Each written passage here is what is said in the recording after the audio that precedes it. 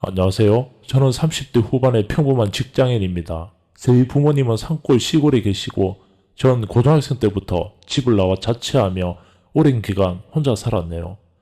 5년 전 결혼을 했고 아이를 갖게 된 기쁨도 잠시 아내와 작년에 사별을 했습니다.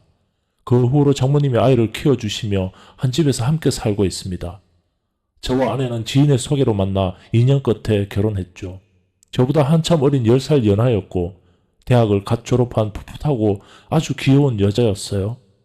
아내의 청순한 외모에 착한 마음씨, 그리고 멋지고 당찬 모습에 반하였고 너무나도 사랑했습니다. 그러다 아내의 고백으로 먼저 사귀게 되었습니다. 솔직히 여자 경험도 별로 없었고 집안 형편이 좋지 않아 오로지 돈 버는 데만 일에만 집중해온 타입이라 여자 대하는 건 숙맥이나 다름이 없었죠.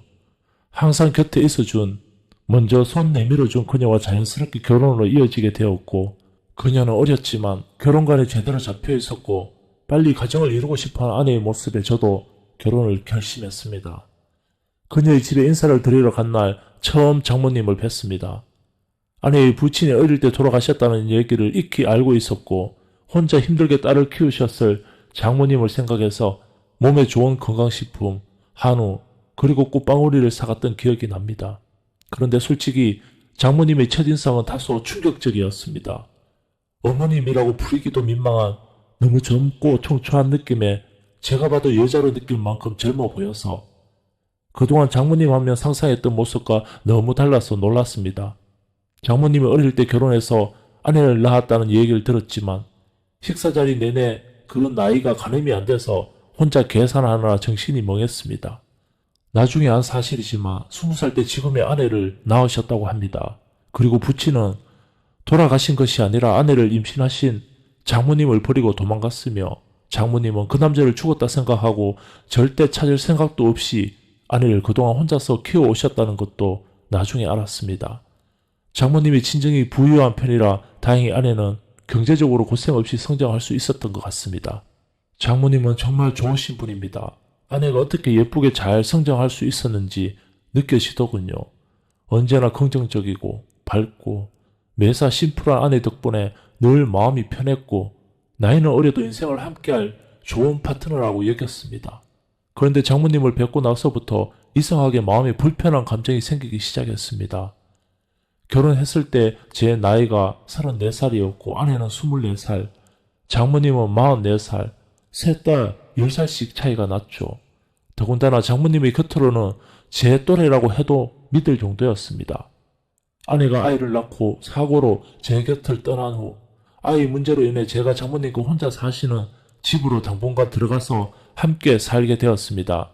아내를 잃은 상처 때문에 혼자 있고 싶었지만 아기 때문에 어쩔 수가 없었고 감사하면서도 불편했고 한편으로는 기댈 수 있어 다행이면서도 또 불편하고 아이에게 좋은 아빠가 돼주겠다고 약속했는데 전 일을 더 만들어서라도 집에 잘 들어가지 않으려 했습니다. 아내와의 이별, 아이, 그리고 장모님과의 동거, 이 모든 현실을 받아들이고 싶지 않았습니다.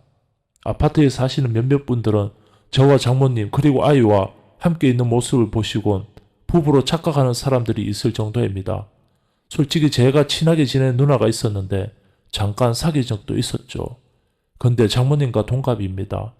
심지어 그 누나보다 장모님이 더 어려 보이시고 성격도 스타일도 젊습니다. 그리고 미모도 더 뛰어나고요. 장모님과 좀 편하게 지내라 말이 쉽지 전 젊은 장모님을 대하는 것이 더 어렵습니다. 어떻게 대해야 할지 말은 어떻게 해야 할지 모든 것이 불편합니다. 그런데 최근 들어 같이 살게 되면서부터 장모님을 볼 때마다 점점 장모님의 아름다운 미모와 나이에서 느껴지는 관능적인 모습, 또 한편으로는 딸 아이 하나만 바라보고 이제껏 여자로서 삶은 포기하고 살았는데 지금은 또 홀로 손녀를 키우는 모습을 보며 보호 본능이 일어납니다.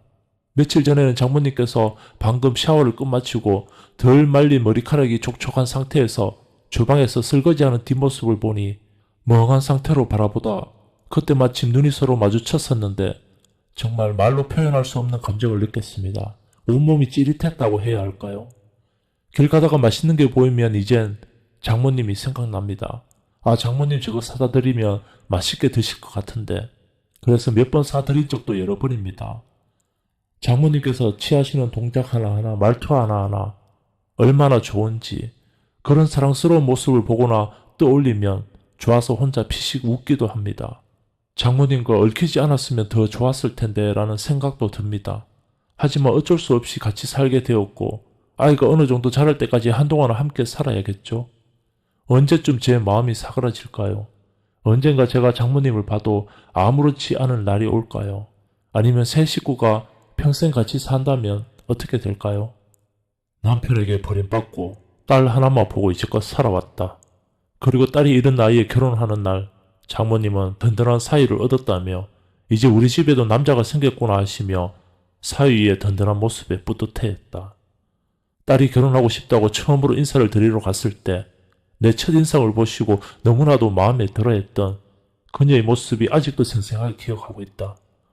집안이 보잘것없고 서울에 집 살 돈도 없어 장모님이 전세금도 보태주시고 아내보다 나이도 10살이나 많았지만 장모님은 싫은 대색 한 번 없이 환하게 웃으며 날 반겼고 무척이나 마음에 들어 했었다.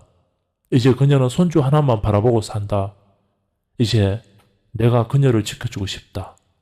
저는 사실 가정을 제대로 관리하지 못해 아내와 일찍이 이혼 후 혼자 아들 하나 딸 하나를 낳아 길렀는데 일찍이 딸은 어학연수 중 임자 만나서 미국으로 시집가고 아들이랑 내내 같이 살다가 아들이 40대쯤 다다라서 장가를 들었습니다. 고맙게도 아들 내외는 혼자 된 저를 배려하며 5년 정도를 합가를 하며 같이 살게 되었죠. 저희 아들은 특히나 여자 보는 눈이 아주 까다로워서 아내감을 고르는데 시간이 많이 걸렸어요. 아들 직업은 교사였는데 도덕적이고 기품 있고 마음에 맞는 여자를 아내로 맡고자 해서 많은 사람들을 만나보았는데 아들의 눈에 들어오는 여자는 선뜻 나타나질 않았나 봅니다. 특히나 아들은 제가 이혼을 하는 바람에 엄마 없이 자란 것에 대해 많은 콤플렉스를 갖고 있었습니다. 학창 시절을 겪으며 부모의 이혼으로 인해 이혼 가정의 자식이라는 선입견 시선을 트라우마로 겪어 늘 어깨가 처져 다녔던 아들이었어요. 딸은 그냥 순수하게 사랑하는 사람을 만나 결혼한 반면 아들은 별의별 상황까지 다 예측을 하며 조금이나마 추후 이혼을 할 것 같은 가능성이 정말 아주 조금이라도 있을 것 같으면 한 번 만나고 만나질 않는 것이었습니다.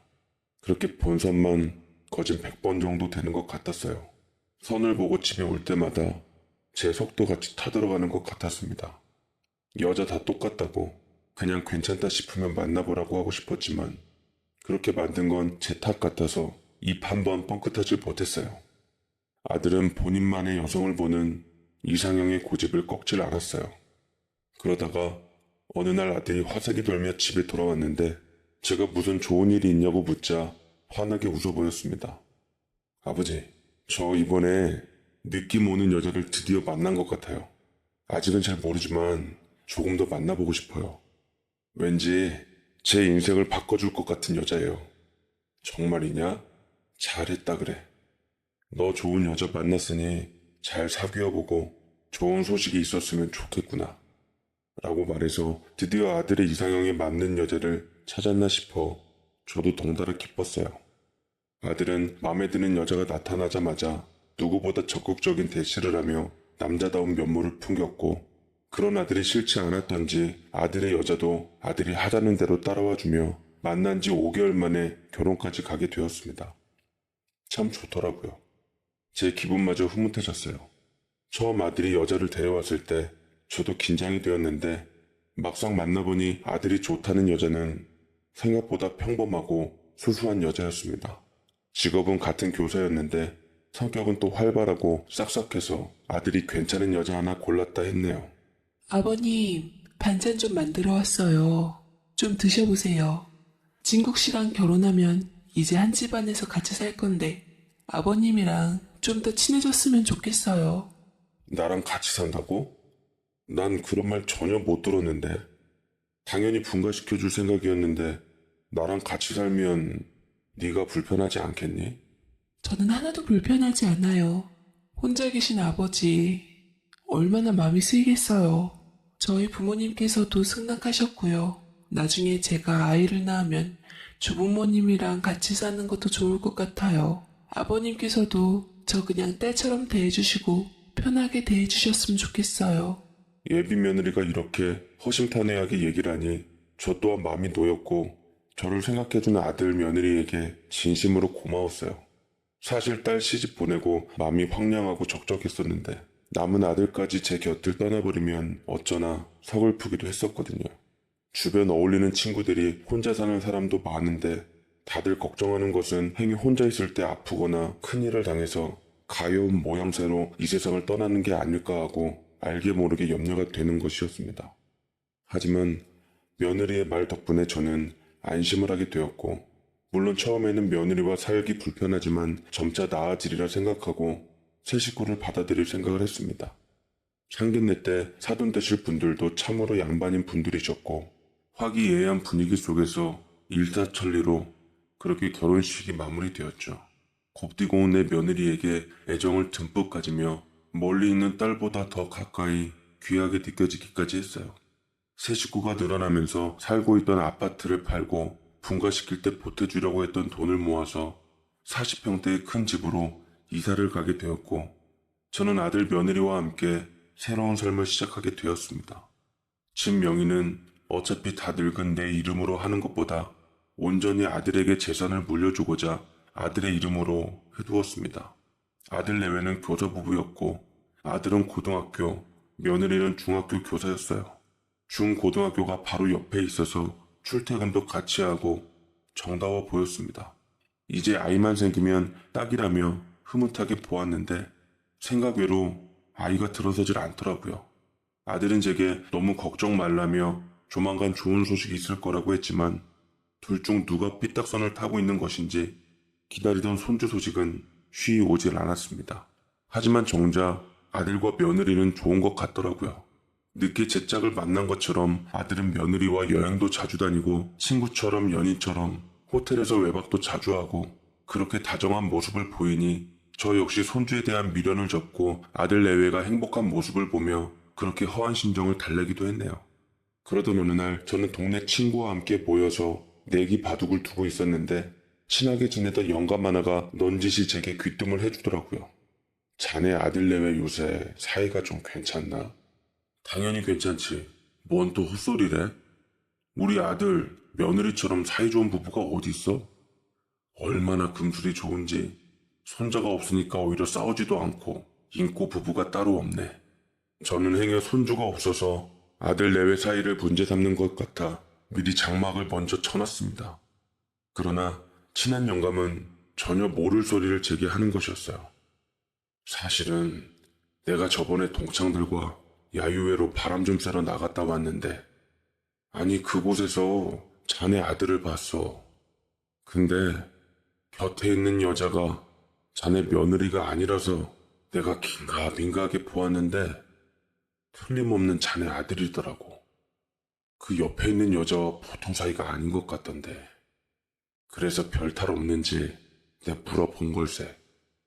아이고 이 사람이 잘못 봤겠지. 우리 아들이 그런 사람이 아닌데 어디서 엄한 소리를 하나? 행여 우리 며느리 귀에 들어갈라. 입 조심해. 라고 한마디 하니 친한 영감은 끝까지 자기 말이 옳다며 분명 낯선 여자랑 함께 있는 사람은 우리 아들이 맞았다고 얘기를 그렇게 짓거렸댔습니다. 아무리 생각해봐도 우리 아들이 그럴 녀석은 아닌데 하지만 또 딴의 생각을 하면 혹여 옛날 지엄마의 피를 받아 바람 유전자가 발동해서 며느리를 두고 다른 여자를 만난 건지 싶더라고요. 아니라고 믿고 싶은 상태로 저는 며느리의 퇴근이 좀 늦어졌을 때 아들한테 몰래 말을 해보았습니다. 친구가 너 나한테만큼은 솔직하게 얘기해봐라. 혹시 너 며느리 말고 다른 여자 있는 건 아니겠지? 라고 얘기를 했고 아들은 손사래를 치며 어디서 그런 말을 들으셨냐고 펄쩍 뛰었습니다. 그래서 저는 친한 영감이 말해줬던 얘기들을 아들에게 말했고 의심스러운 얼굴로 계속 물어보았어요. 그러자 아들은 제게 안심하라는 듯 아버지 전혀 그럴 일 없으니까 염려 마세요. 아버지 아들 못 믿으세요? 제가 그럴 것 같았음 제일 먼저 와이프가 눈치챘을 거예요. 아시잖아요. 얼마나 예민하고 섬세한 성격인지. 그런 걱정이랑 절대로 마시고 저희 부부 지금 더할 나위 없이 행복하게 잘 살고 있습니다. 라고 만족스럽게 얘기를 했고 아들에게 그 얘기를 듣고서야 저는 안심을 하며 넘길 수 있었습니다. 아들의 발언으로 모든 걱정을 접은 채 일상생활을 하고 있었고 내게 헛소리를 했던 영감한테는 화까지 내고서 윽박지르며 다시 남의 귀한 자식한테 그 입 찢고 놀리지 말라며 큰 소리를 쳤어요. 하지만 끝까지 영감은 고개를 갸우뚱거리며 아들이 맞았는데 라는 말을 했더랬죠. 어떻게 보면 그 말을 무시하면 안 되는 거였어요. 정말 거짓말이라고 믿고 싶은 일이 일어나고야 말았으니까요. 저는 여느 날처럼 무료한 시간을 달래려 동네 친구들과 함께 내기바둑을 하고 있었는데 갑자기 휴대폰으로 긴급한 전화가 왔습니다. 그건 바로 며느리의 목소리였어요. 아버님, 큰일 났어요. 얼른 병원으로 와보세요.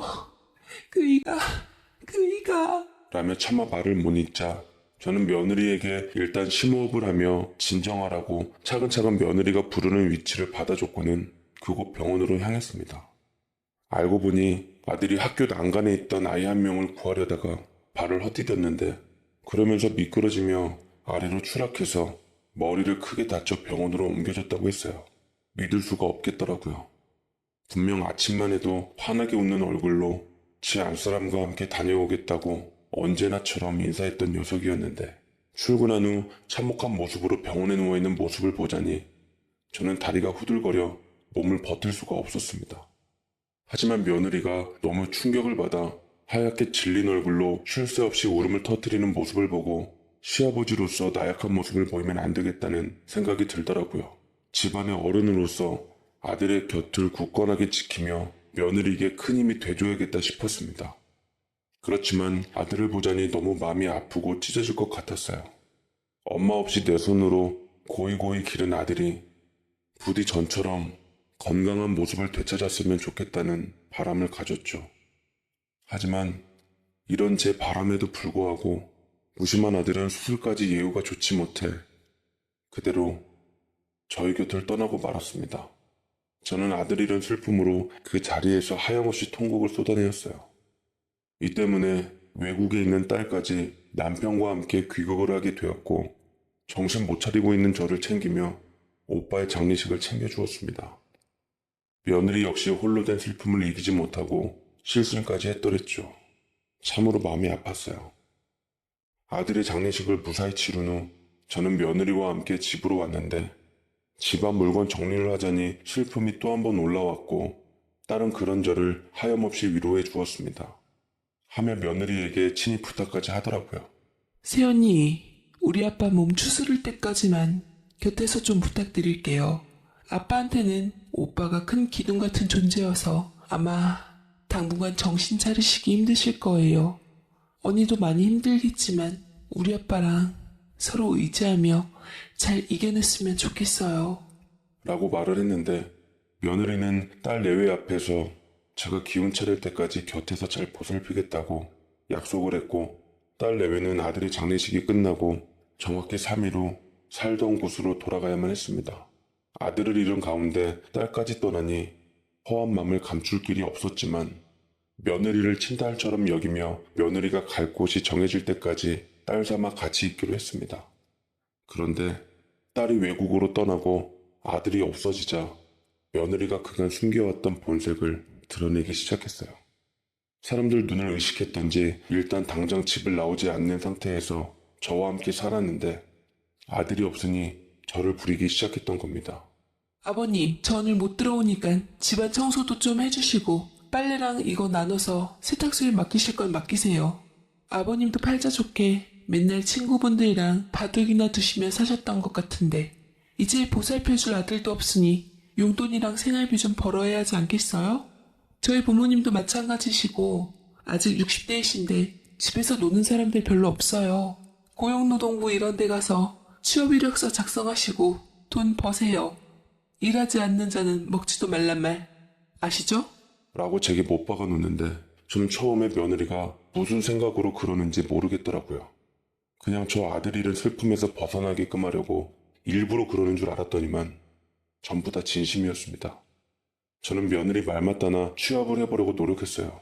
굳이 꼭 돈을 벌고자 했던 거라기보다 뭐라도 해야지 아들 잃은 슬픔에서 벗어날 수 있을 것만 같았거든요. 하지만 나이가 들어서 그런지 어디든 취업이 쉽지 않았고 경비자리나 청소부라도 해볼까 해서 이력서를 넣었지만 하고자 했던 사람들이 많이 있었던 탓인지 취업은 쉽게 되질 않았습니다. 제가 정작 취업을 못하니 며느리의 구박은 날로 심해져 가더라고요. 며느리는 저와 둘이 있는 게 불편했던지 외박을 자주 했는데 저는 며느리에게 집 지키는 것에 불과한 사람 같았습니다. 아버님, 여태 취업을 못 하셨다고요? 저더러 지금 아버님을 벌어먹여 살리라는 말씀이신가요? 아, 정말 양심도 없으시지. 어떻게 그런 생각을 하실 수가 있어요? 막말로 제가 아버님 친딸도 아니고 왜 제가 아버님의 일상을 책임져야 하냐고요. 아니면 집안일이라도 제대로 해놓으시던가요. 제가 분명 보이는 곳만 닦지 말고 보이지 않는 구석구석도 닦으라고 말했죠. 도대체 하는 일이 뭔데요? 이러니까 저희 부모님한테 쓸모없다는 얘기를 들으시죠. 저는 며느리와 사돈이 했다는 말에 도저히 참을 수가 없겠더라고요. 무시당하는 것도 하루 이틀이지 언제까지 며느리 구박을 참고 살 수는 없을 것 같아서 속 편히 살려고 저는 며느리에게 되받아쳤습니다. 얼마 전 보험회사 직원이 찾아왔었는데 아들이 저희 친척 실적 올려주느라 몇 개의 보험을 들은 적이 있었거든요. 아들이 이제 이 세상 사람이 아니니 보험금이 지급된다고 했는데 무려 그 금액이 10억 원이 넘었습니다. 며느리도 아마 그 보험금 때문에 저랑 억지로 붙어있는 것 같았어요. 며느리도 아들과 별로 살진 않았지만 그래도 부부로서 함께 살았으니 보험금과 재산을 나눌 생각으로 저는 속에 있는 진심을 꺼내보였습니다. 아가야, 너 이제 우리 집에서 나가거라. 이제 우리 아들도 없는데 너도 언제까지나 피 한 방울 섞이지 않은 시아버지랑 살 이유가 없잖니. 너도 그것 때문에 스트레스 많이 받는 것 같고 남의 이목이라면 내가 행동처신을 잘 할 터이니 걱정 말고 나가거라. 이제 나올 아들의 보험금이랑 재산 분배는 적절하게 섭섭지 않게 해줄 테니 우리 이제 갈 길 가자. 며느리는 제가 먼저 이렇게 나오길 바랬던 듯 알겠습니다, 아버님. 그럼 이 집 재산 분배랑 남편 보험금 제대로 계산해 주세요. 라고 말하더라고요. 저는 알겠다 하고 더 이상 며느리 구박받는 것도 이골이 나서 당장 보험회사 직원을 불러 제대로 계산을 해달라고 했습니다. 그렇지 않아도 보험회사 직원 역시 보험금 지급 여부 때문에 찾아오려고 했다더라고요. 잘 됐다 싶어 다음날 보험회사 직원이랑 며느리랑 저랑 3자 대면을 하고 보험금 비율에 관한 논의를 했습니다. 며느님과 아버님은 6대4 비율입니다. 며느님이 6이고 아버님이 4 정도로 수령 가능하실 것 같아요. 보험금이 12억 정도 되니 7억 2천 정도는 며느님이 수령하시고 나머지 4억 8천 정도는 아버님께서 받으시면 되실 것 같습니다. 라고 하는데 며느리에 비해 적은 돈을 받더라고요. 재산 분할 역시 마찬가지였습니다. 제가 아들 이름으로 해준 집 역시 그렇게 분할을 받았고 이럴 줄 알았음 아들 이름으로 하지 말걸. 기껏 노후 준비하려고 뼈 빠지게 재테크한 돈을 며느리한테 다 간다고 생각하니 다소 억울하긴 했지만 이건 뭐 어쩔 수 없었던 만큼 법대로 하는 수밖에 없었습니다. 그런데 며느리가 보험회사 직원 앞에서 의문의 사진 한 장을 내밀었어요. 이게 뭔가요? 라며 보험회사 직원이 사진을 찬찬히 살펴보았는데 흠칫 놀라며 며느리를 쳐다봤습니다. 그 사진은 다름 아닌 초음파 사진이었어요. 설마 하는 마음에 저도 바짝 긴장을 하며 심장을 졸였고 며느리는 당당하게 말을 했습니다. 생각하시는 그대로입니다. 제 뱃속의 초음파 사진이고요. 이 아이는 제 남편의 아이예요. 남편이 죽기 전 제게 마지막으로 준 선물입니다. 아이의 목도 포함해서 6대4라는 보험금 배분을 한 건지 제고해 주시길 바랍니다. 라고 얘기를 하니 보험 설계사는 깊게 한숨을 쉬며 보험 약관을 살펴보고는 제게 무겁게 입을 열더라고요. 죄송합니다만 며느님께서 만약 뱃속에 아드님의 아이를 가지셨다 하시면 태아에게도 분명 상속권이 있기 때문에 전 재산은 모두 며느님과 뱃속 아이에게 가게 됩니다. 아버님께서는 재산 상속권에 대한 권리가 없으세요. 뭐라고요? 세상에 그런 법이 어디 있습니까? 태어나지도 않은 애인데 제가 상속권이 없다니요. 보험금뿐만 아니라 아드님의 재산에 대해서도 모두 며느님과 뱃속 아이의 몫이 될 겁니다. 안타깝지만 현행법이 그렇다고 알고 있어요. 저는 순간 머리가 멍해지며 어떻게 해야 할지 모르겠더라고요. 내가 일궈놓은 모든 재산은 아들의 행복을 위해 준비한 것이었는데 그것이 모두 며느리와 뱃속 태아에게 간다니 믿을 수가 없었습니다. 저는 설마 하니 뱃속 아기에 대해서도 의심이 가기 시작하더라고요. 어떻게 이제껏 안 되었던 임신이 갑자기 하루아침에, 그것도 재산 상속을 한다니까 없던 아이가 생겼던 건지 도저히 이해가 되질 않았어요. 뱃속 아이가 아들의 아이가 아닌 것처럼 느껴지더라고요. 그렇지 않고서야 어떻게 딱 때마침 아이가 생겨난 건지 의심을 안 할래야 안 할 수가 없었습니다. 며느리는 제게 도끼 눈을 뜨고 기세등등하게 입을 열었어요. 자, 들으셨죠? 이 집과 제 남편이 들어놓은 보험금 수령액은 모두 저와 뱃속 제 아이 것이에요. 아버님께서는 이제 제 발로 나가주셨으면 좋겠네요. 그애 태어날 때까지는 나는 이 집에서 못 나가. 네가 다른 놈의 아이를 가지고 내게 우리 아들 아이를 가졌다고 수작질을 부리는 건지 누가 아냐? 애 태어나고 반드시 유전자 검사를 해보고 이상이 없다면 내가 순순히 나가겠다. 라고 얘기를 하니 며느리 기가 막힌 듯 탄식을 내뱉더라고요. 환장하고 미칠 지경이었어요. 어쨌거나 당장 나가도 월세방 신세를 면치 못할 것이니 저는 월세를 준답시고 나가서 막노동이라도 할 기세로 그깟 푼돈 내고 네 뱃속아이 출생할 때까지 두 눈 치켜뜨고 노려보고 있을 테니 낳고서 얘기하자 했지요. 네, 저는 억울하게 조금이라도 미심쩍은 부분을 두고 이 집을 나갈 수는 없었습니다. 어찌됐든 아들과 제가 힘들게 평생을 모아 번 돈으로 마련한 거고 정말 며느리 뱃속에 있는 아이가 아들의 자식이라면 인정할 수 있었지만 만약 아닐 경우에는 악착같이 되찾아야지 하늘에 있는 우리 아들도 편히 눈 감을 수 있을 거라 생각했어요. 그래서 저는 아는 영감의 소개로 자전거로 운전해가며 배달 일을 했고 건당 돈을 받으면서 한 푼 두 푼 모아 내 집 월세살이를 하게 됐습니다. 보험금 수령을 받은 며느리가 행위 허튼수작으로 뱃속 아기가 유산되었다느니 어쨌다느니 벌어지만도 못한 짓을 꾸밀까봐 유심히 지켜보며 감시했죠. 며느리는 그런저를 하찮게 보며 어이없는 경멸의 눈초리를 쏟아내고는 했습니다. 그렇게 시간은 하루하루 흘렀고 다행히 며느리의 뱃속 아기도 무럭무럭 자랐습니다. 그런데 며느리가 노산이라 그런지 배가 조금씩 불러올 때쯤 여러 가지 힘든 일을 많이 겪는 듯 하더라고요. 입덧도 심하게 하는 것 같았고 임산부임에도 자꾸만 말라가는 게 같은 사람으로서 안쓰럽기도 했습니다. 생각만 하면 괘씸하긴 했지만 그래도 함께 살았던 정이 무서웠던지 내심 정말 뱃속 손주가 우리 아들의 아이면 내가 얼마나 천벌 받을 짓을 하고 있나 싶어 저는 동네 사람들을 수소문해 며느리를 위해서 임신에 좋다는 음식들을 아들 대신 사다 냉장고에 넣어놨습니다. 입덧이 너무 심해서 힘들어하는 며느리는 학교에 휴직회까지 내었고 문득 일을 다녀왔더니만 며느리가 냉장고에 채워져 있는 음식을 다행히 버리지 않고 먹고 있더라고요.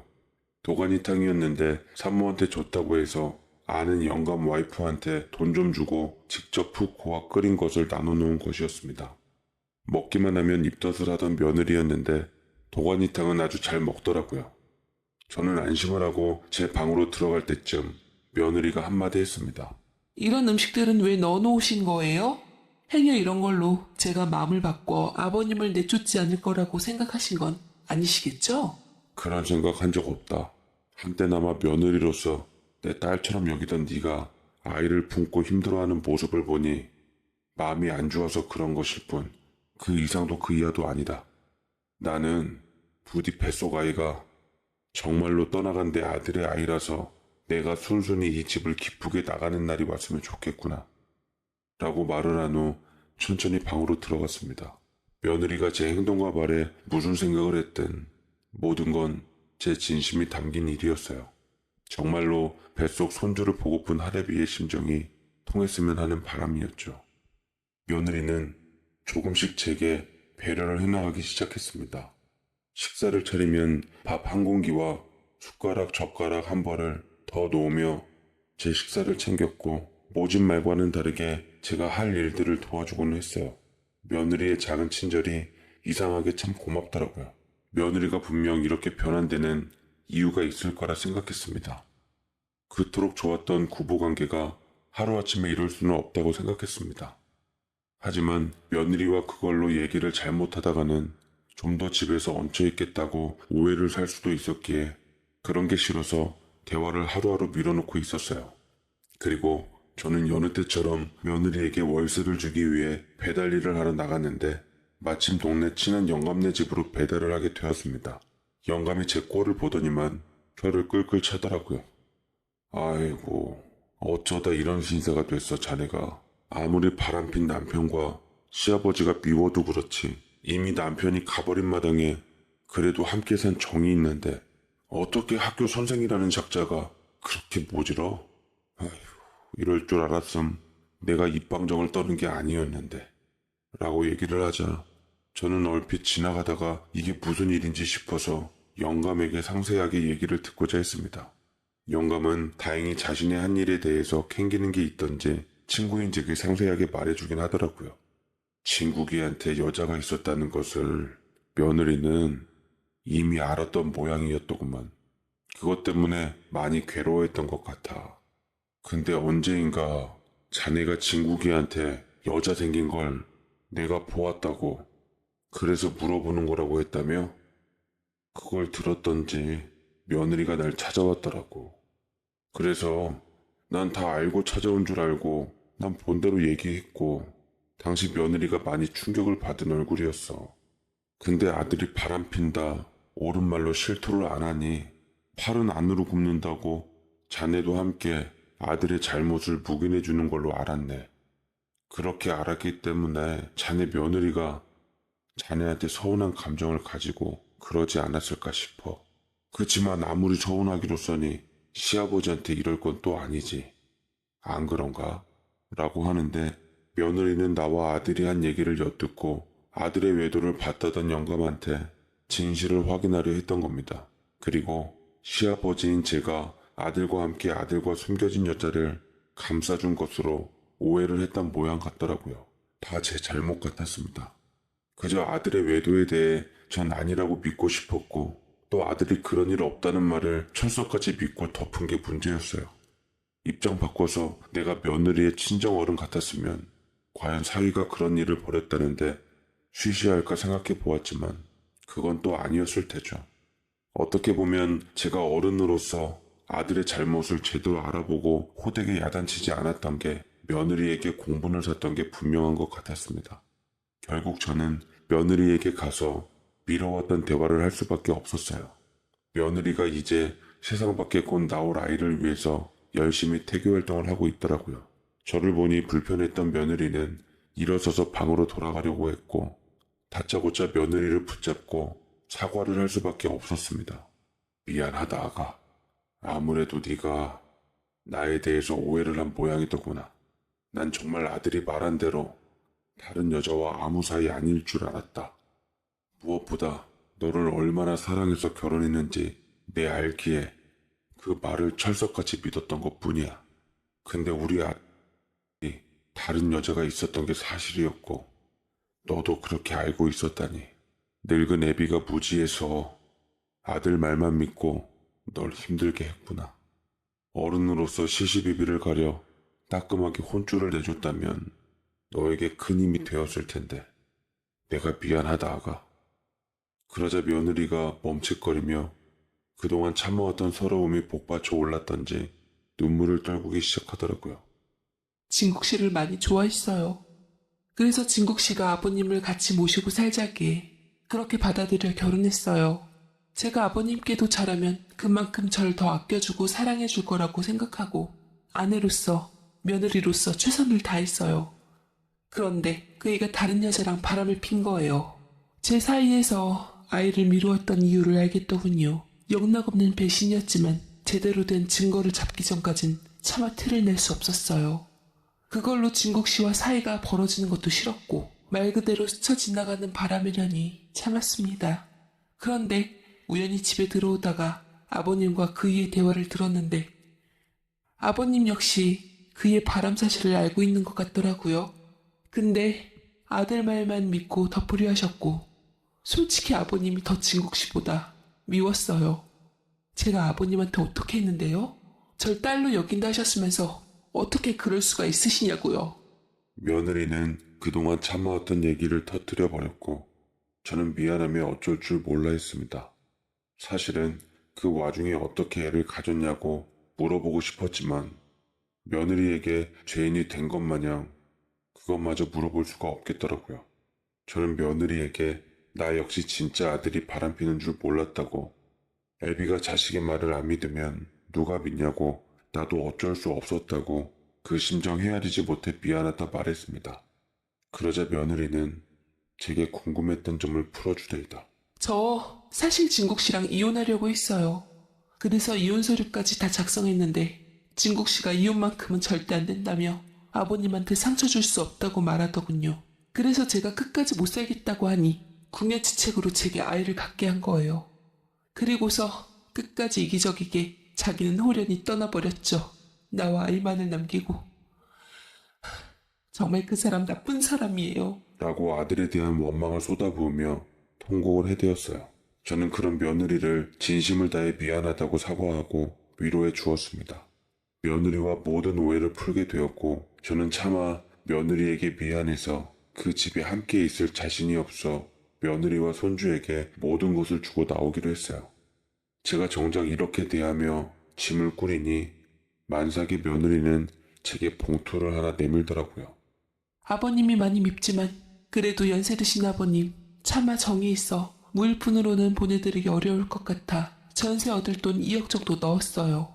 진국 씨 죽음으로 부부간의 인연은 끝났지만 어디서든 행복하게 잘 사시길 바랄게요. 라며 돈봉투를 건넸는데 저는 그렇게까지 배려해주는 며느리가 고마웠고 그 2억을 가지고 나와서 작은 오피스텔 전세 하나를 얻게 되었습니다. 이럴 줄 알았으면 진작 나와서 살걸. 괜히 아들과 함께 살겠다고 오지랖으로 버티다가 아들 며느리에게 부담만 줬나 싶었습니다. 며느리는 아이에게 미국 영주권을 주고 싶다며 전 재산을 팔고 정리한 뒤 미국으로 가는 바람에 결국 손주 태어난 얼굴은 보지도 못하게 되었습니다. 그나마 며느리 SNS가 있어 들어가 보았는데 다행히 우리 금쪽 같은 손주가 외국에서 건강하게 잘 태어났더라고요. 손주를 건강하게 낳아준 며느리에게 아들의 목까지 고마웠습니다. 아들이 살아있었으면 얼마나 좋았을까. SNS에 있는 사진을 보고 눈시울을 붉혔죠. 신생아라서 얼굴이 잘 형성되지 않아 누굴 닮았는지는 모르지만 하여튼 아들의 핏줄이라는 것만으로도 기특하고 예뻤습니다. 하지만 그 후 SNS가 바로 닫혀버려서 저는 손주를 볼 길이 없게 되고 말았습니다. 사돈 어른들한테 물으니 언제 돌아올지 모른다는 말로 회피하고 손주와 제가 생이별한 느낌이 들더라고요. 하지만 어미의 뜻이 그러니 어찌합니까? 보고 싶고 그리운 손주였지만 가슴에 품을 수밖에 없었어요. 그렇게 시간이 흐르고 저는 다시 처음부터 시작해서 친한 영감 소개로 경비일을 맡아 아파트 경비원으로 취직하게 되어 하루하루 바쁘게 살아가게 되었습니다. 몸이 힘들고 바쁘다 보니 고된 현실도 있게 되더라고요. 그렇게 몇 년 동안 최선을 다해 살아갈 무렵 딸에게 전화 한 통이 왔습니다. 근데 평소 하던 안부전화답지 않게 목소리가 무척 심각해 보였어요. 그리고 저는 딸의 말을 듣고 그 자리에서 다리가 후들거려 무릎을 꿇고 말았습니다. 아빠, 참 세상 좁다더니 세연이 있잖아. 얼마 전 내가 사는 한인 동네로 이사 왔더라고. 우연히 마주쳤는데 처음에 긴가민가 해서 보는데 세연이가 틀림없는 거야. 알고 보니 교포의사랑 재혼했더라고. 근데 그 사이에 아들 하나가 있어서 처음에 세연이가 오빠애를 낳았다길래 내 조카인 줄만 알고 있었는데 근데 이상하게 오빠랑 하나도 안 닮고 새아빠인 교포의사랑 똑같이 닮은 거야. 느낌이 뭔가 쎄해서 아는 사람을 통해 그의 머리카락을 구해 나랑 유전자 검사를 해봤더니만 맞질 않아. 친족이 아니라는 거야. 그 애 오빠 아들이 아니라고. 내가 아빠한테 증거 서류 보낼 테니까 새언니한테 뺏긴 오빠의 보험금이며 재산이며 다시 찾아와, 아빠. 라고 얘기를 하니 저는 머릿속이 백지장처럼 새하얘지면서 딸이 보낸 서류는 얼마 안 가 제 손으로 돌아오게 되었고, 아니나 다를까 서류를 확인해 보니 며느리가 낳았던 아이는 우리 집안의 아이가 아니었습니다. 딸의 말처럼 우리 피줄이 아니었던 거죠. 배신감에 온몸이 부들부들 떨렸던 저는 인두껍을 쓰고 어찌 이런 죄를 저지르나 싶어서 당장에 변호사를 찾아갔고, 몇 년 전에 넘어갔던 재산과 보험금에 대한 고소를 하며 재산 추징을 했습니다. 그리고 다행히 며느리 새남편이 능력 있는 의사인 덕분에 행여 소문 빠른 한인사회에서 한국에서의 불미스러운 소문으로 병원에 타격을 입을까봐 그때 빼앗겼던 보험금과 아들의 전 재산을 모두 돌려받을 수 있었어요. 엄한 사실을 발설하지 않겠다는 각서와 함께 일부 위자료까지 지급받을 수 있었습니다. 며느리 고 발칙한 것은 끝까지 저를 만나 자기가 쇼한 것에 대한 사과를 하지 않더라고요. 미국에 있는 딸의 말을 들어보니 여전히 병원 운영을 하고 있다던데, 소문이 아예 안 날 수는 없었던지 자기가 입 한 번 뻐끗을 안 했어도 이미 소문이 났다고 하는데, 그래도 병원 운영은 나쁘지 않게 되었나 보더군요. 생각 같아선 확 망해버렸으면 좋겠으나 세상 뜻이 맘같이 되진 않으니 부디 하늘이 있으면 그런 못된 며느리 세상. 안녕하세요. 저는 올해 56살의 아줌마이고요. 외동아들을 하나 둔 평범한 아줌마입니다. 살면서 제게 이런 일이 일어날 줄은 꿈에도 몰라 이렇게 사연을 보내게 됩니다. 저희 가족은 정말 단란한 가족이었어요. 집안이 막 부유하거나 여유롭진 않아도 남편이 직장 생활하면서 벌어가지고 오는 돈으로 딱 알맞게 세 식구가 사는 정도였죠. 남편과는 워낙 오래전부터 연애를 하고 결혼을 했기에 부부의 개념보다는 연인 같은 동반자 같은 느낌으로 한평생을 살았어요. 그래서 주변 지인들도 저희 부부를 보면 아직까지 연애하면서 사는 것 같아 라는 얘기를 많이 했어요. 이런 저희 밑에서 자란 아들도 굉장히 자유로운 아이였죠. 아들은 중학생 때부터 더 넓은 세상을 경험하고 싶다며 유학을 가고 싶어 했는데, 아들이 유학 생활을 하고 싶어 했던 가장 큰 이유가 초등학생 때부터 방학만 되면 1년에 한 번씩 캐나다에 사는 저희 친언니한테 아들을 보냈거든요. 친언니가 캐나다로 이민 간 지 30년이 넘었는데 고맙게도 방학마다 저희 아들을 보내라고 했죠. 와서 영어도 배우고 외국 생활도 경험하게 하라고요. 아들도 다른 과목은 5등급, 6등급 이랬는데 영어랑 회화는 곧잘 했어요. 남편하고도 영어라도 잘해서 다행이다 라고 했거든요. 그래서인지 아들은 자기 이모네 집에 가는 걸 굉장히 좋아했어요. 가서 외국인들이랑 대화도 하고 지가 잘하는 영어도 마음껏 할 수 있으니 외국에서 공부하는 갈망이 더 컸던 것 같아요. 사실 외국에서 공부를 시키려면 돈도 많이 들고 학비니 생활비니 경제적인 부담이 큰데, 언니가 캐나다에 살고 있으니 먹고 자고 하는 건 도와줄 수 있다고 했어요. 능력이 되면 애 유학을 시키는 걸 적극적으로 생각해 보라고도 했고요. 어찌 보면 저희는 애가 하나밖에 없으니 가능하면 애가 하고 싶어 하는 걸 시켜주고 싶었거든요. 남편하고도 이런 이유 때문에 아이를 한 명만 낳은 것도 있었으니까요. 저는 이런 걸 다 염두에 두고 만약에 아들이 유학을 가겠다고 하면 일개 직장인인 남편의 부담을 덜어 제가 알바라도 해야겠다 생각을 하고 있었어요. 그렇게 저희는 아들의 유학을 승낙했고, 아들 또한 목표가 생겨서 그런지 고등학교를 다니면서 내신 관리도 잘하고 열심히 하더라고요. 그렇게 저희 부부는 아들이 20살이 되자마자 캐나다로 유학을 보냈습니다. 몇 달은 아들이 집에 없으니 썰렁하기도 하고 빈자리가 많이 느껴져 집안이 조용하기도 했는데, 저도 편의점으로 알바를 다니면서 바쁘게 생활을 하니 그것 또한 금방 괜찮아지더라고요. 그러던 어느 날 제가 편의점 알바를 마치고 집에 갔는데 저희 남편이 한겨울에 땀을 뻘뻘 흘리면서 거실에서 왔다 갔다 하고 있는 겁니다. 저는 남편의 이상한 태도를 보고 왜 이러고 있냐고 했어요. 그러니 아무것도 아니라며 신경 쓰지 말라고 하는데, 수십 년을 같이 산 남편인데 표정만 봐도 무슨 일이 생겼구나를 알 수 있었죠. 남편이 상당히 당황을 하면 어쩔 줄 몰라 하는 그 특유의 표정이 있거든요. 워낙 기독교 집안에서 자란 올바르고 착한 사람이라 거짓말을 하지 못했어요. 제가 자꾸 꼬치꼬치 캐물으니 별거 아니라며 씻고 얼른 자자고 하는데 아니나 다를까요? 새벽에 잠이 잠깐 깼는데 옆엔 남편이 없었고 거실에서 남편이 어떤 여자와 전화통화하는 소리를 듣게 되었어요. 방문을 살짝 열어 듣는데 남편이 지금 어디에 있어요? 아직도 거기에 있어요? 아이고, 내가 가고 싶은데 우리 와이프 때문에 라는 말과 뱃속의 아기는 괜찮은 거예요? 라는 말까지. 저는 그 말을 듣자마자 너무 기가 차 바로 거실로 나갔고 남편을 향해 소리를 쳤어요. 당신 지금 이게 무슨 소리야? 뭐? 뱃속의 아기? 라고 하니 남편이 기겁을 하며 전화를 끊더니 여보, 당신 지금 오해하는 거야, 오해. 내가 다 설명할게. 맹세하고 당신이 생각하는 그런 거 아니야. 라고 하는데 저는 전화를 빼서 지금 전화 건 사람한테 다시 전화를 걸라고 했어요. 그러니 일단 자기 얘기부터 들어보라고 하는데 남편이 하는 말을 듣고는 또 한 번 기가 찼어요. 실은 며칠 전에 요 앞에서 어떤 만삭의 여자를 보게 되었는데 한겨울에 슬리퍼만 신은 채 배를 움켜잡고 도와달라고 했다는 겁니다.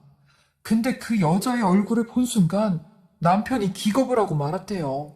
얼굴 한쪽은 완전히 삐뚤어져 있었고 눈과 입은 늘어져 있었으며 말도 제대로 하지 못했다는데 안면마비 증상이 있는 것 같았대요.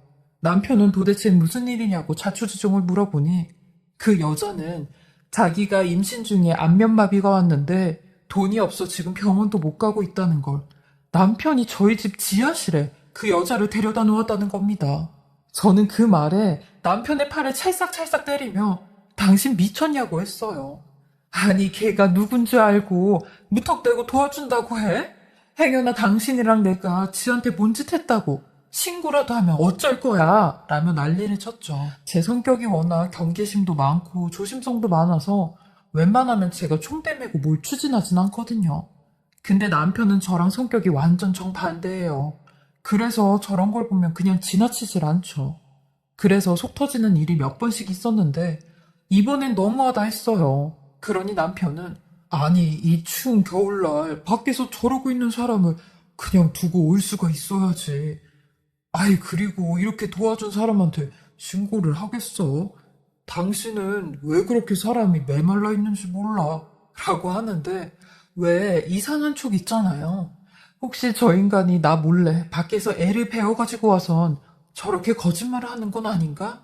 라는 생각까지 들었죠. 남편은 아주 억울하다는 표정으로 지하실에 같이 내려가 보자고 했어요. 가면 다 안다고요.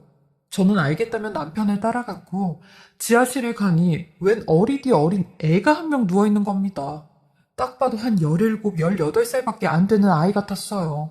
분명 남편이 말했을 땐 20살 초반 같다고 했는데 말이죠. 저는 일단 그 지하실 골방에서 애를 데리고 나와 따뜻한 걸 주며 어떻게 된 거냐고 물어봤어요.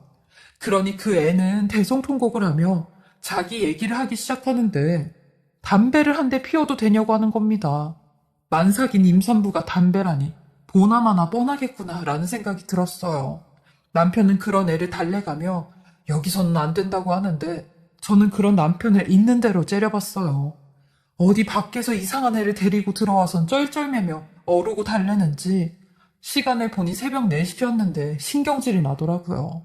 그 애는 제가요 16살의 고등학생 오빠를 만나서 임신이 됐거든요. 근데 그 오빠가 저 임신했다는 얘기 듣고 같이 살자고 고시원까지 얻어놔선 같이 살았었는데 제가 애 낳을 때가 되니까 이 오빠가 저를 버리고 도망을 간 거 있죠?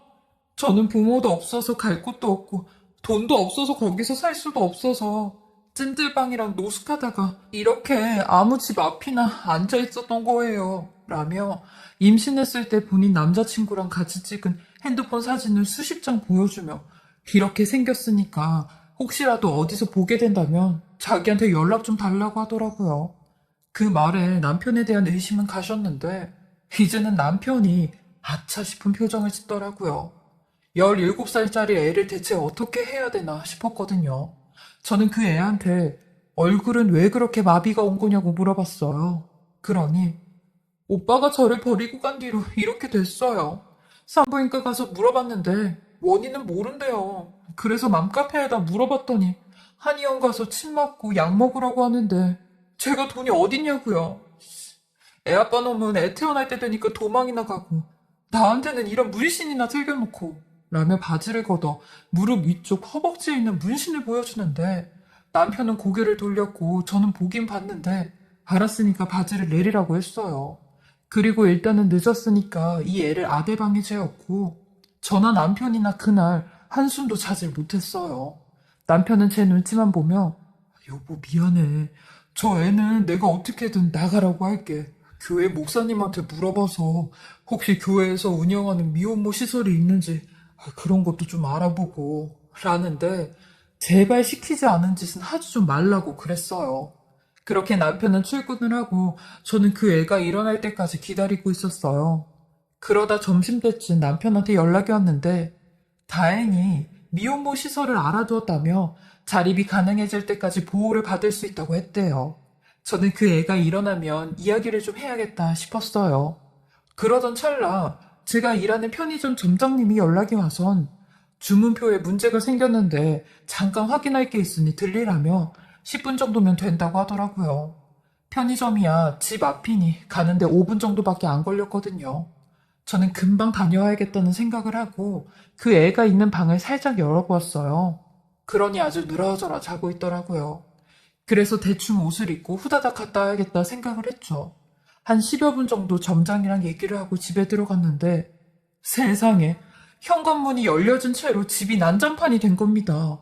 거실장 서랍들은 죄다 열려 있었고 안방의 장롱들은 이불부터 옷까지 싹 다 나와져 있었는데 저는 곧바로 아들 방에 있는 그 여자애를 찾았고 역시나 아들 방도 초토화가 돼 있는 상태로 그 여자애는 보이지 않았죠.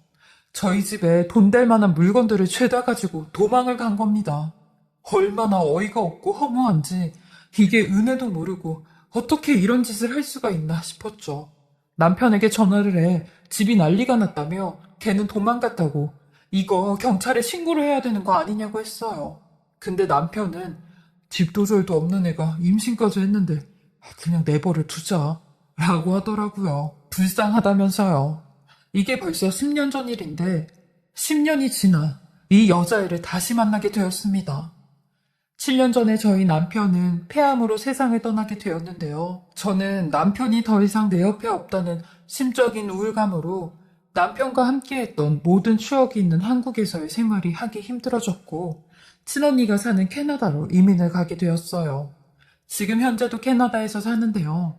저희 아들은 저와는 정반대로 캐나다 유학을 마치자마자 한국으로 돌아와 한국에서 직장을 다니기 시작했어요. 아들이 다시 오니 바통 터치라도 하듯 제가 한국을 떠나게 된 거죠. 그렇게 아들과는 1년에 한 번씩 얼굴을 보며 전화나 영상통화로 연락을 하곤 했는데 그러던 작년 아들이 여자친구와 결혼을 하겠다고 하는 겁니다. 아들로부터 여자친구가 있다는 건 알았었는데 그 여자와 결혼을 하겠다며 인사를 시켜드린다고 했죠. 아들은 30살밖에 되지 않았는데 혼자서 외롭게 생활을 하고 있으니 일찍 결혼을 해서 아이도 많이 낳고 빨리 가정을 꾸리고 싶다고 했어요.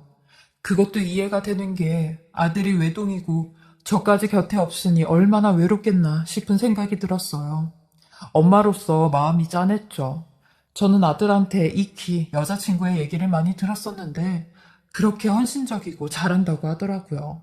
아들이 자기 여자친구 사진을 보내주며 얼굴도 이쁜데 마음씨도 참 곱다고 했죠. 저도 전화통화로 몇 번 통화를 했었는데 말도 이쁘게 하고 예의도 바른 것 같았어요. 딸만 둘인 집에서 자라 엄청 엄하게 컸다고 하더라고요. 저는 알겠다며 내가 한국에 들어갈 테니 한번 만나자고 했고 친정 오빠네서 하루 정도 있다가 아들이 예약해놓은 식당에서 그 둘을 만나게 되었습니다. 예약된 룸으로 안내를 받으며 들어갔는데 아들과 아들 여자친구가 먼저 와 있었고 1년 반 만에 만난 아들과 인사를 나눈 뒤 아들의 여자친구를 봤어요. 아들이 몇 번 보내준 사진과 똑같은 얼굴이었죠.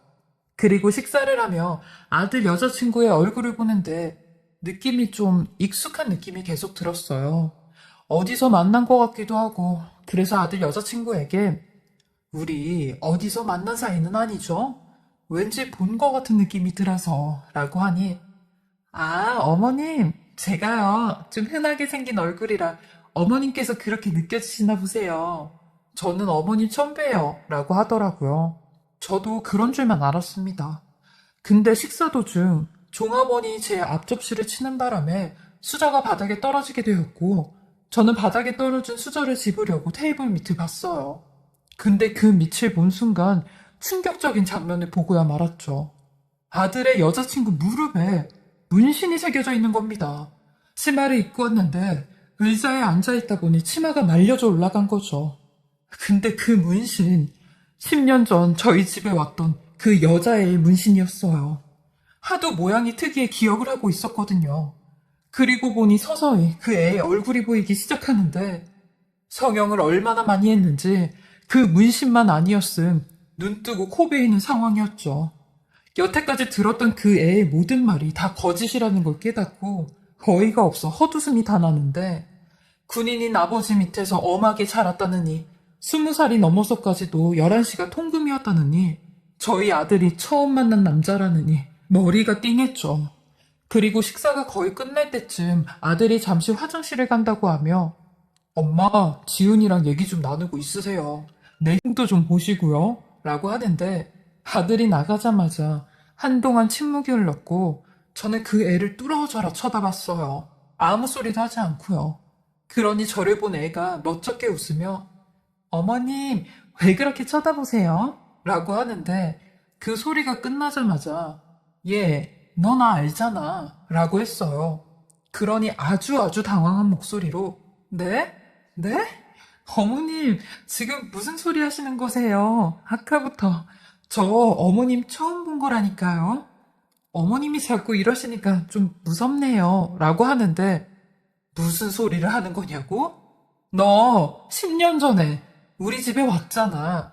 그것도 임신한 채로 내 남편한테 도와달라고 해서 왔다가 도둑질까지 해서 도망친 애 아니니?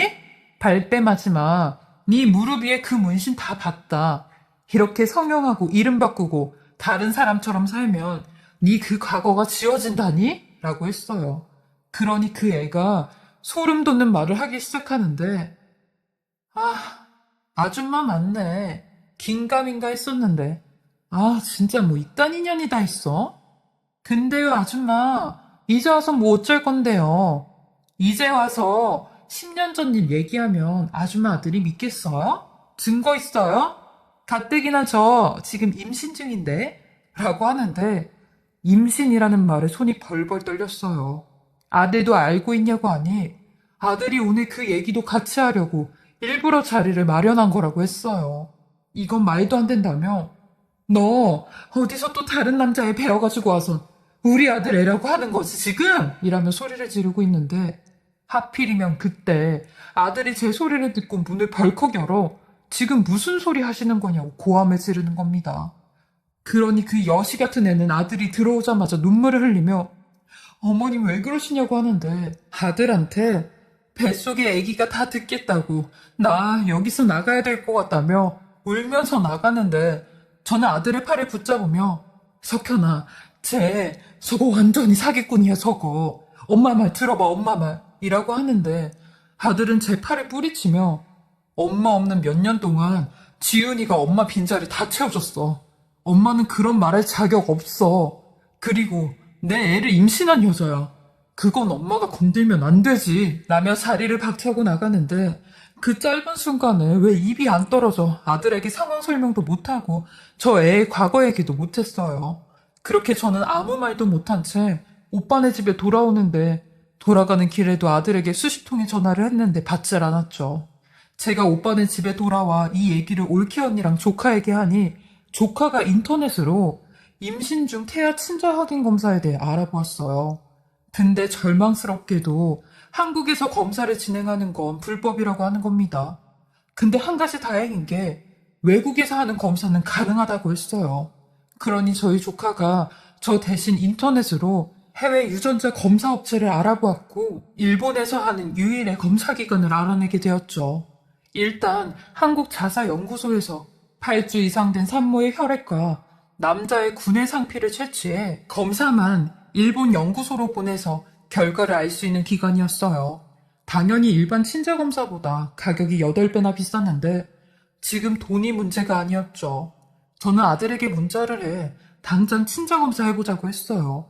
그러니 아들이 노발대발 전화가 와선 엄마 진짜 미친 것 같아. 아니 지훈이한테 왜 그래? 그냥 맘에 안 들면 맘에 안 든다고 해. 왜 엄만 착한 사람을 잡냐고 라고 하더라고요. 그 여시 같은 것이 아들에게 또 무슨 말을 했는지 저는 아들에게 그 애의 문신 얘기를 꺼냈고 아주 자세하게 모양 설명을 하며 10년 전 얘기도 같이 했어요. 그 문신이 10년 전 걔가 임신했었던 애 아빠가 해준 거란다. 이 엄마가 아들 잘못되라고 거짓말을 하겠니? 그러니까 엄마 말 들어. 내 빈자리 채워줬다고 해도 나는 네 엄마야 라고 했죠. 그러니 아들도 한동안 침묵으로 일관하더니 알겠다고 하더라고요. 그 문신도 아들한테는 자기 엄마가 돌아가시면서 남긴 문신이라고 그랬대요. 어이가 없었죠. 아들은 그 애한테 친자검사 얘기를 했고 지는 당당하다며 만약에 이 애가 아들애면 법적으로 소송할 거라고 큰 소리를 쳤대요. 그렇게 어렵사리 그 애의 혈액을 채취하고 아들의 머리카락과 칫솔을 검사기관에 보냈는데 결과는 단 5일 만에 나온다고 했어요. 저는 그 5일이 아주 지옥과도 같았죠. 하루하루 피가 말라 잠도 자지 못하고 밥도 먹지 못하며 검사 결과만 기다렸어요. 그리고 받게 된 검사 결과에 다리가 다 풀려 주저앉고 말았어요. 검사 결과는 99.999% 친자 불일치로 나왔습니다. 심장이 발끝까지 덜컹하고 내려갔다 올라온 기분이었어요. 아들도 그걸 보고는 제 앞에서 죄송하다며 엉엉거리고 우는데 저도 이렇게라도 진실을 알게 되어 너무 다행이라며 같이 울었네요.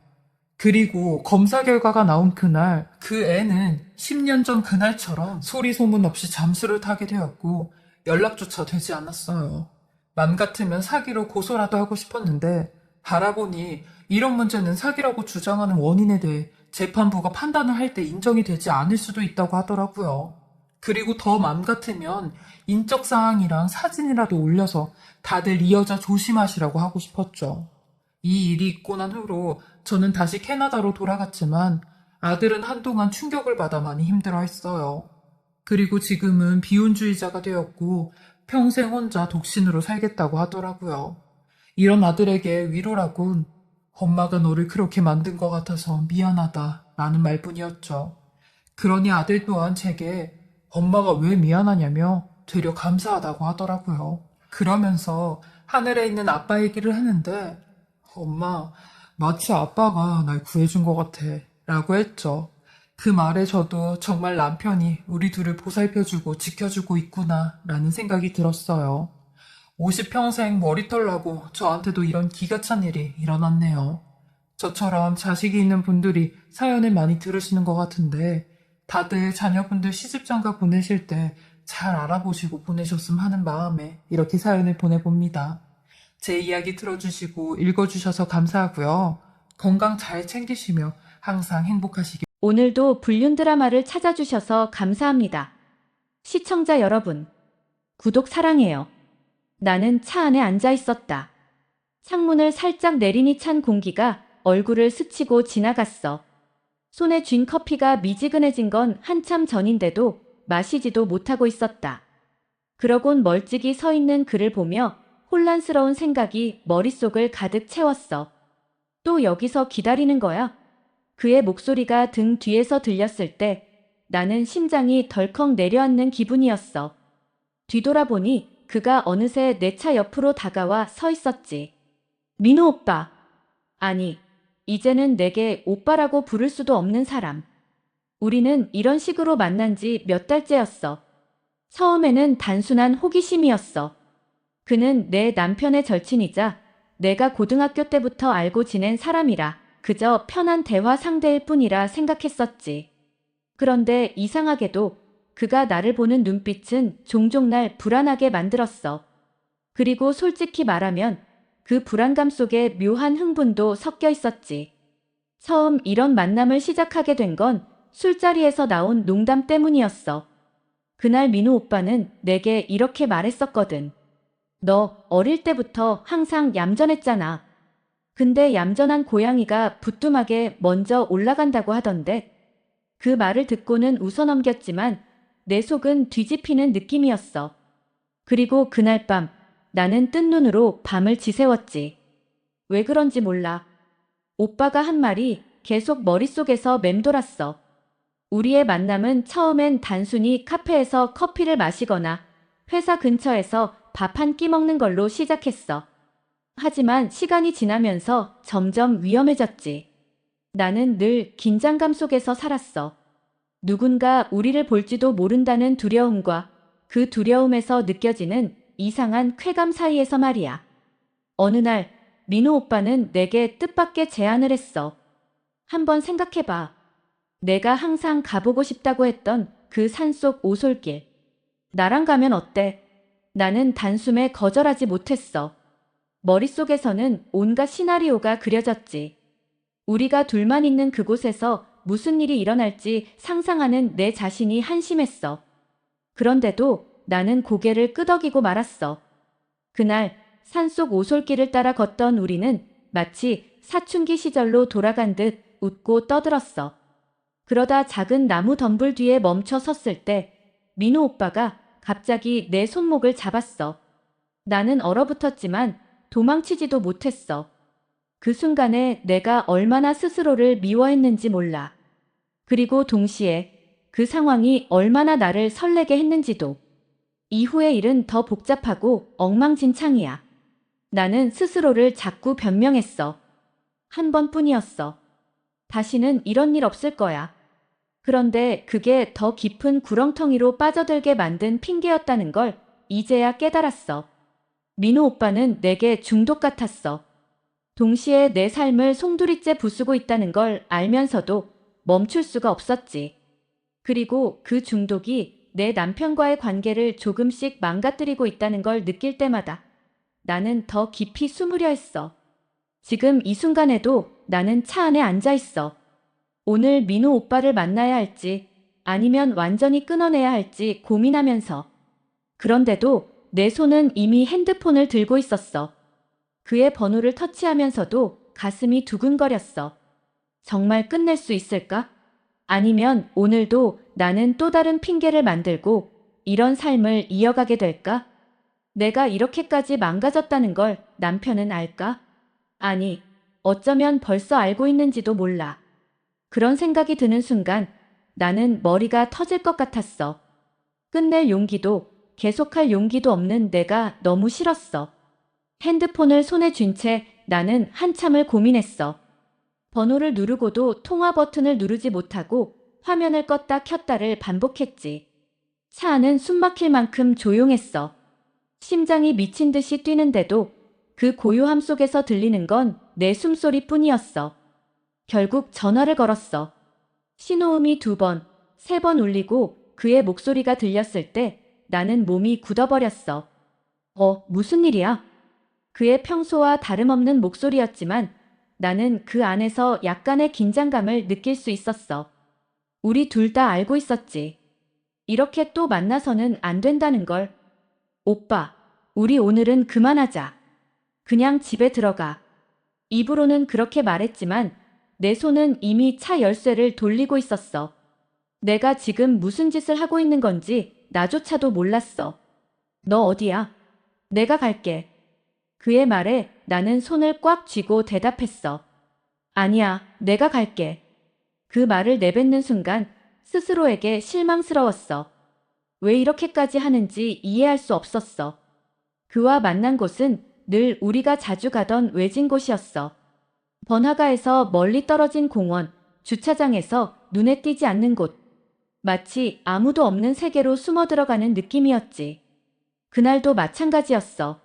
나는 차를 세우고 그가 다가오는 걸 보며 숨을 들이마셨어. 민우 오빠는 창문을 두드리며 웃었어. 또 혼자 고민했구나. 그렇게 힘들면 이제 그만하자, 진짜로. 그가 그런 말을 할 때마다 나는 더 혼란스러웠어. 내게 그만두자고 먼저 말한 사람은 늘 그였지만 행동은 늘 반대였으니까. 그리고 나도 마찬가지였어. 우리는 차 안에서 아무 말 없이 한참을 앉아 있었어. 공기가 점점 무거워졌어. 그리고 내가 먼저 입을 열었지.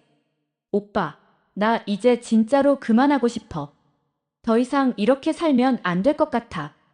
그는 한숨을 쉬며 대답했어. 나도 알아.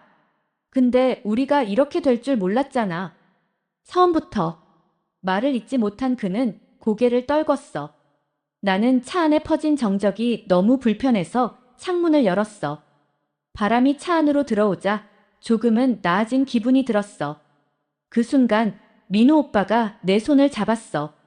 차가운 손길이 닿는 순간 모든 생각이 멈췄어. 정말로 끝내고 싶으면 나를 보지 마. 그의 말에 나는 고개를 들었어. 그의 눈 속에는 복잡한 감정이 얽혀 있었어. 사랑, 미안함, 그리고 나와 똑같은 혼란. 나는 숨을 삼키며 대답했어. 내가 끝낼게. 그러니까 오빠는 날 놔줘. 그는 아무 말 없이 고개를 끄덕였어.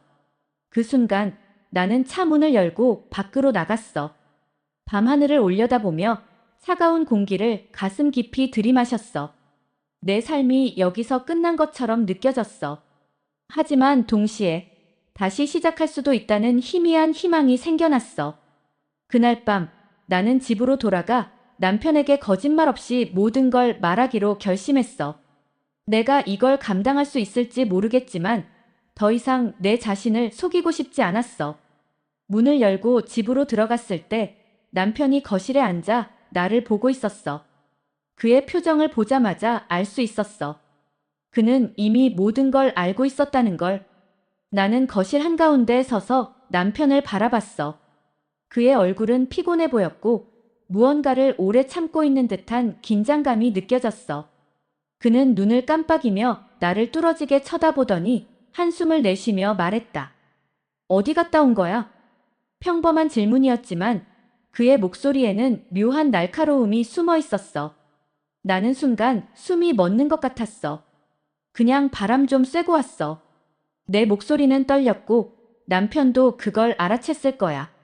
그는 천천히 자리에서 일어나더니 나에게 다가왔어. 솔직하게 말해. 대체 요즘 무슨 일이야? 나는 그 말에 뒤로 한 걸음 물러섰어. 벽에 등을 기대며 그를 바라봤는데 그 순간 내가 얼마나 초라해 보였는지 스스로 느껴졌어. 오빠. 하지만 그 한마디 이후에는 아무 말도 할 수 없었어. 내가 뭘 말해도 다 변명처럼 들릴 거라는 걸 알고 있었으니까. 남편은 눈을 감고 고개를 저었어. 민호 그 사람이랑 무슨 일이 있었던 거야? 그가 민호의 이름을 꺼냈을 때 머리가 하얘졌어. 어떻게 알았을까? 혹시 직접 본 걸까? 무슨 소리야? 나는 최대한 평정을 가장하며 대답했지만 내 목소리에는 이미 당황한 기색이 가득했어. 모르는 척하지 마. 내가 요즘 계속 늦게 들어오는 것도 핸드폰 쥐고 있는 시간도 점점 늘어나는 것도 다 알고 있었어. 그의 목소리가 낮아졌어. 그 낮고 차분한 톤이 오히려 더 무서웠어. 나는 더 이상 거짓말할 자신이 없었어. 고개를 숙이고 그의 눈을 피한 채 조용히 말했어. 미안해. 그 두 글자가 내 입에서 나오자 갑자기 눈물이 쏟아지기 시작했어. 남편은 한동안 말없이 나를 바라보다가 큰 한숨을 쉬었어. 그리고 천천히 거실 소파에 앉았어. 그래, 그럼 다 말해봐. 내가 뭘 했고 왜 그랬는지. 나는 소파 맞은편에 앉아서 손을 떨며 그에게 모든 걸 털어놓았어. 민호 오빠와 어떻게 다시 만나게 됐는지, 왜 그와의 만남을 멈출 수 없었는지, 그리고 이 모든 게 나 자신을 얼마나 무너뜨렸는지. 말이 끝날 때쯤 나는 남편의 눈을 볼 수 없었어. 너무 부끄럽고 너무 죄책감이 컸어. 그는 한참 동안 아무 말도 하지 않았어. 고요함이 흘렀고 그 고요함 속에서 나는 숨이 막혀 죽을 것 같았어. 왜 나한테 이런 걸 말하지 않았어? 그의 목소리는 차분했지만 그 안에 담긴 슬픔이 너무도 선명했어. 나는 대답할 수 없었어. 내 잘못이 너무 컸기 때문에. 그래, 내가 잘못했어. 아주 크게 잘못했어. 그는 조용히 일어나 방으로 들어갔고 문을 닫았어. 나는 그 자리에 멍하니 앉아 한참을 울었어. 그날 밤 나는 거실 소파에서 잠들었어. 아니, 정확히는 잠든 척했지. 남편이 방에서 나와 물을 마시는 소리가 들렸지만 나는 눈을 뜨지 않았어. 내가 눈을 뜨는 순간 또다시 그를 마주해야 한다는 두려움 때문이었어. 다음 날 아침, 남편은 아무렇지 않은 듯 평소와 같이 출근 준비를 했어. 나를 마주쳤지만 별다른 말을 하지 않았어. 그리고 문을 열며 마지막으로 한마디를 남겼어. 오늘은 늦지 마. 우리 얘기 좀 해야겠어. 그가 나간 뒤 나는 허탈하게 주저앉아 혼자 중얼거렸어. 얘기해서 뭐가 달라질까? 하지만 답을 내릴 수 없었어. 이제 내가 할 수 있는 건 남편이 돌아올 때까지 기다리는 것 뿐이었으니까. 그날 하루는 유난히 길었어. 시간이 멈춘 것처럼 느껴졌어. 그날은 정말 끝나지 않을 것만 같았지. 아무것도 손에 잡히지 않았고 집안은 텅 비어 있었어. 텔레비전을 켜도 화면 속 소리만 공허하게 울렸고 머릿속에서는 계속 남편의 표정이 떠올랐어. 오늘은 늦지 마. 그 말이 자꾸 귓가에 맴돌았어. 늦지 말라는 그 말 속엔 기다리겠다는 뜻이 담겨 있었을까? 아니면 어떤 결정을 내리겠다는 경고였을까? 나는 무의식적으로 손톱을 물어뜯으며 시간을 보냈어. 저녁이 되자 그는 정말로 정시에 집에 들어왔어. 문이 열리고 닫히는 소리에 나는 본능적으로 몸을 굳혔어. 마치 죄수처럼 재판이 시작되길 기다리는 기분이었지. 밥은 먹었어? 그의 물음에 나는 고개를 끄덕였어. 사실 아무것도 먹지 않았지만 괜히 말하면 더 이상해질 것 같았어. 그는 식탁에 앉아 가방을 내려놓고 나를 똑바로 쳐다봤어. 앉아. 그 단어 하나에 온몸이 경직됐어. 나는 천천히 식탁 맞은편에 앉았어.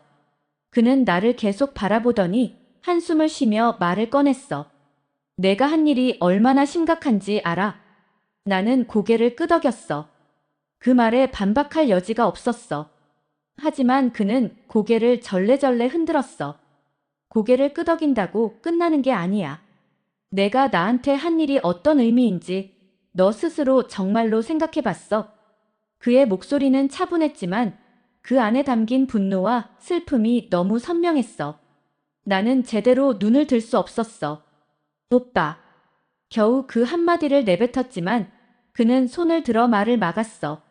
미안하다는 말은 나중에 들어도 돼. 지금은 내가 왜 이런 선택을 했는지 말해봐. 나는 입술을 깨물며 한참을 망설였어. 왜 그런 선택을 했을까? 그 질문에 대한 답을 스스로도 알 수 없었어. 몰라, 그냥 내가 외로웠어. 그 말이 입 밖으로 나왔을 때 나는 스스로에게 더 화가 났어. 얼마나 초라한 변명인가 싶어서. 그는 고개를 숙인 채 두 손으로 얼굴을 감쌌어. 그리고 한참 동안 아무 말도 하지 않았어. 그 침묵 속에서 나는 모든 게 끝났다는 느낌이 들었어. 외로웠다고. 그가 고개를 들고 나를 바라봤을 때 그 눈빛은 내가 한 번도 본 적 없는 거였어. 분노와 실망이 뒤섞인 차갑고 날카로운 눈빛. 내가 그걸 몰랐겠어? 너 힘든 거, 지쳐있는 거. 그런데 넌 나한테 말하지 않았잖아. 너 혼자만의 세상에서 나를 지워버렸어. 그의 말이 나를 벼랑 끝으로 몰아가는 것 같았어. 나는 울음을 터뜨렸지만 그는 흔들리지 않았어. 그래. 내가 외로웠다면 내가 부족했던 거겠지. 근데 그걸 왜 그 사람한테 풀었어? 왜 하필 민호야? 그의 말에 나는 숨을 삼키며 떨리는 목소리로 대답했어. 나도 모르겠어. 그냥 그 사람이 날 이해해주는 것 같았어. 잠깐이라도. 그는 고개를 숙이며 한참을 말없이 앉아 있었어. 그가 다시 고개를 들었을 때 얼굴에는 참담함이 가득했어. 너랑 나 여기서 끝내야 할 것 같다. 그 말이 떨어지는 순간 나는 온몸에서 힘이 빠졌어. 마치 내가 정말 바닥으로 떨어지는 기분이었지. 오빠, 아니야, 그게 아니야. 한 한 번만 더 기회를 줘. 나는 그의 손을 붙잡고 매달렸지만 그는 내 손을 천천히 뿌리쳤어. 기회. 내가 다른 사람과 나눈 그 시간들을 생각하면 난 그걸 넘어설 자신이 없어. 내가 나한테 뭘 더 말하든 이젠 의미가 없을 것 같아. 그는 자리에서 일어나 방으로 들어갔어. 이번엔 문이 더 크게 닫히는 소리가 들렸어. 나는 그 자리에 무너져 내리며 울음을 참지 못했어. 모든 게 끝난 거라는 걸 알면서도 그 현실을 받아들일 수 없었어. 다음 날 아침, 그는 짐을 싸서 집을 떠났어. 나를 마지막으로 쳐다보지도 않았고 나는 그를 붙잡을 용기가 없었어. 그리고 남겨진 나는 그날부터 텅 빈 집에서 혼자가 되었어. 남편이 떠난 뒤로 집은 그야말로 죽은 공간 같았어. 그가 없는 집은 온기가 사라진 듯했고 침묵이 너무 무거워서 견딜 수가 없었지.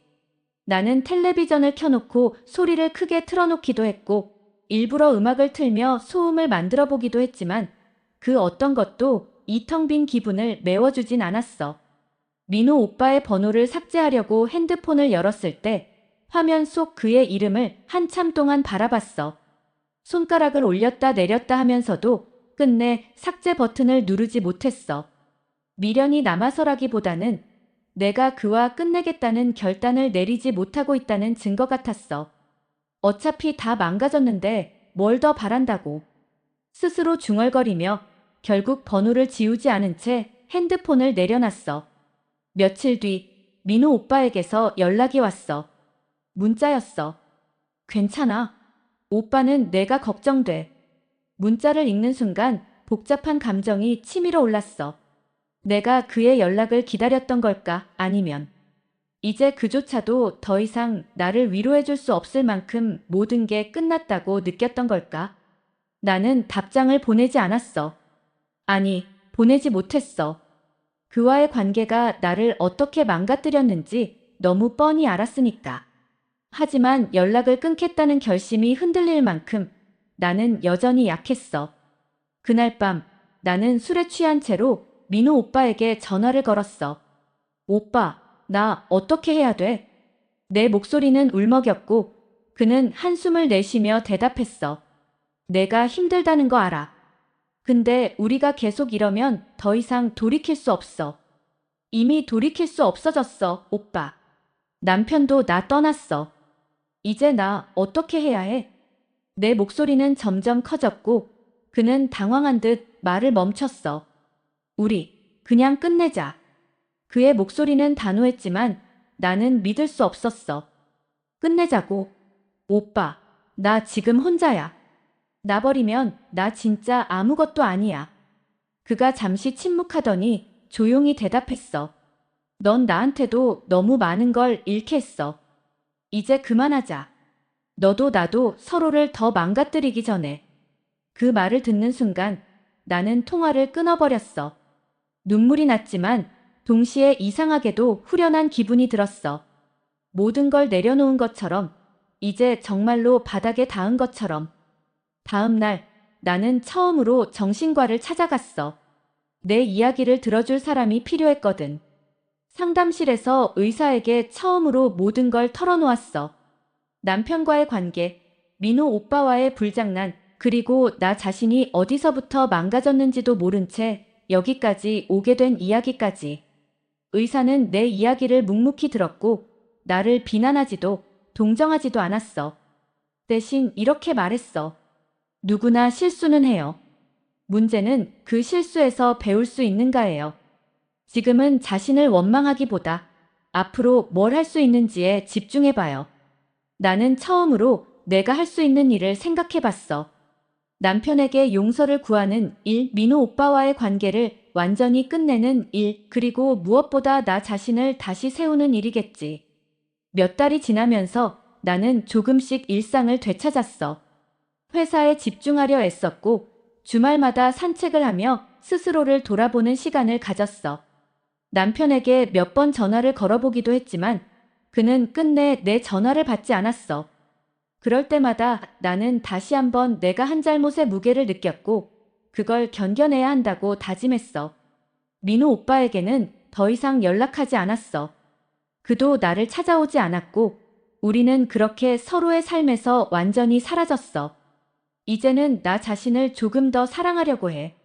내가 망가졌던 이유, 외로움에 기대어 선택했던 잘못들, 그리고 그로 인해 잃은 것들을 모두 인정하면서도 다시 시작할 용기를 찾으려고 노력하고 있어.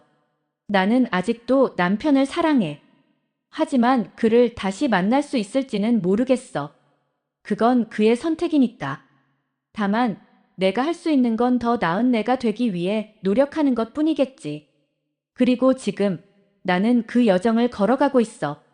몇 달이 지나고 나는 겉으로는 평범한 일상을 되찾은 것처럼 보였어. 하지만 가끔씩 깊은 밤, 아무도 없는 거리나 한적한 공원에 서 있으면 그 은밀한 긴장감이 다시 날 사로잡았어. 나는 여전히 남들이 모르는 나만의 욕망에 사로잡혀 있었어. 몰래 아무도 보지 않는 공간에서 느끼는 해방감. 그 순간만큼은 모든 죄책감과 억눌린 감정이 사라지는 것 같았어. 아마도 나는 이런 나를 평생 끌어안고 살아가야겠지. 평범함 속에 숨겨진 나의 또 다른 모습과 함께.